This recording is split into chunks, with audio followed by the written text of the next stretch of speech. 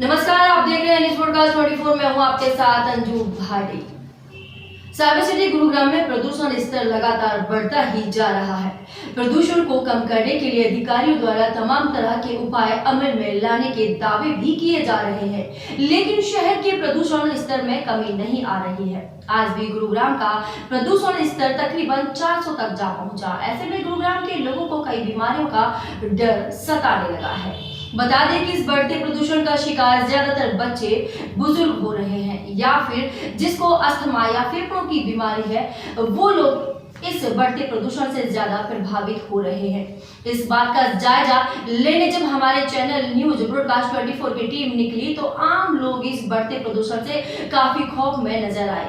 ऐसे में स्कूल में जाने वाले छोटे बच्चों के परिजनों की माने तो सरकार को इस बढ़ते प्रदूषण को सीरियस लेना चाहिए। परिजनों के मुताबिक इस प्रदूषण से बच्चों का इम्यूनिटी कमजोर हो रहा है, जिसके चलते बच्चे और बुजुर्ग दोनों को ही सांस लेने में काफी तकलीफ हो रही है। हाँ, कविता, मेरा नाम कविता है। कौन सी क्लास में आपका बच्चा? मेरा बच्चा KG1 में है।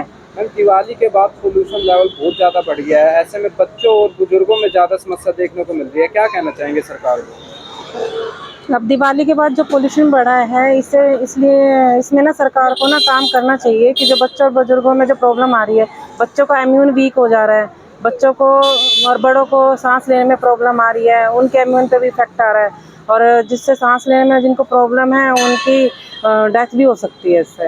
तो वर्क उनको करना चाहिए। ऐसे में आप अपने बच्चों का ख्याल कैसे रख रहे हैं? मास्क लगाते हैं, ज़्यादातर तो मास्क लगा के रखना पड़ता है, बाहर नहीं भेजते, घरों में एयर प्योरीफायर लगाना पड़ रहा है। तो उसका बेनिफिट क्या है, क्योंकि स्कूल में आने के बाद तो बच्चे मास्क नहीं लगाते, कितनी केयरिंग कर पाओगे आप। जिले से कौन सी क्लास में पढ़ता है आपका बच्चा? LKG में। अंकल जी, दिवाली के बाद प्रदूषण की स्थिति बढ़ गई है। ऐसे में बुजुर्गों और बच्चों को हिदायत दी गई है कि उनका ख्याल रखा जाए। क्या कहेंगे? सबसे पहले तो अपनी सावधानी खुद बरतनी चाहिए, लेकिन गवर्नमेंट ने भी, जो हरियाणा गवर्नमेंट है, उसने भी अपना कुछ न कुछ रास्ता निकालना चाहिए। इसके ऊपर कोई अमल करना चाहिए, सीरियसली एक्शन लेना चाहिए, कुछ न कुछ इसके लिए उपाय करने चाहिए और अपनी सेफ्टी अपने आप खुद भी करनी चाहिए।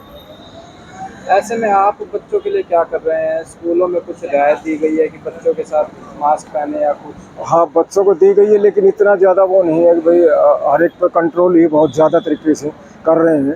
ऐसा कुछ नहीं है, अपनी मर्जी से जो लगा रहा है ठीक है, नहीं तो कोई दबाव नहीं है किसी प्रकार का इस प्रकार से।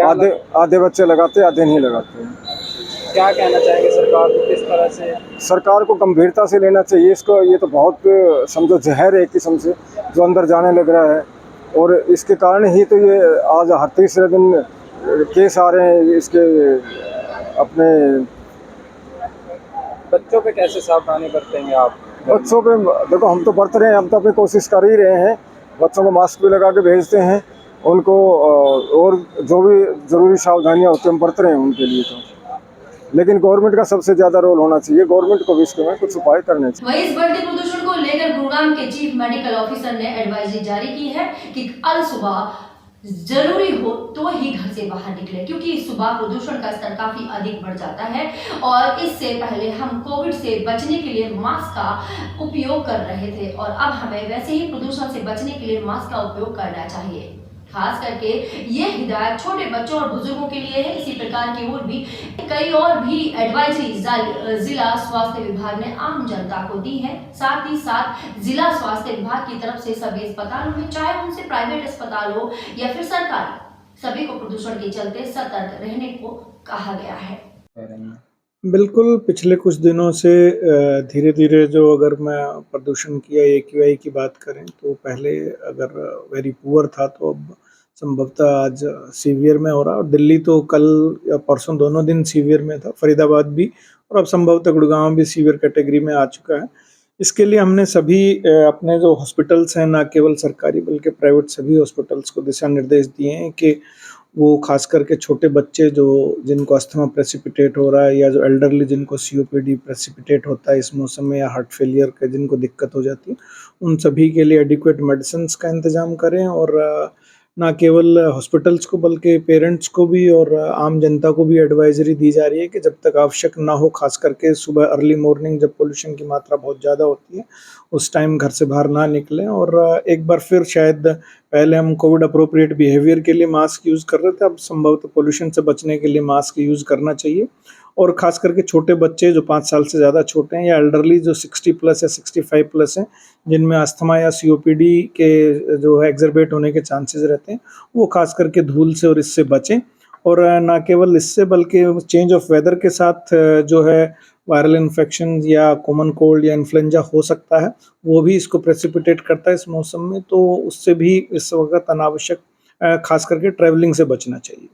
सर, दिवाली के बाद क्या ओपीडी से में सांस लेने और बच्चों की समस्या बढ़ रही है? अगर हाँ है तो क्या? बिल्कुल, बिल्कुल जो छोटे बच्चे हैं खास करके या पीडियाट्रिक एज ग्रुप में जो है इस वक़्त सांस के या वायरल के साथ जिसको कहना चाहिए अस्थमा के केसेस में एक मामूली इजाफा हुआ है। और मैंने पहले भी कहा है कि सीओपीडी जो एल्डरली में है, क्रोनिक ऑब्स्ट्रक्टिव पल्मोनरी डिजीज़ के केसेस भी बढ़े हैं। आपको बता दें कि गुरुग्राम जिला प्रशासन प्रदूषण से बचाव के लिए कई तरह के हथकंडे अपना रहा है। बता दें कि दिवाली से पहले गुरुग्राम में ग्रेप और ग्रेप 2 को भी लागू कर दिया गया था और दिवाली के 2 दिन बाद ही ग्रेप 3 को भी लागू कर दिया गया।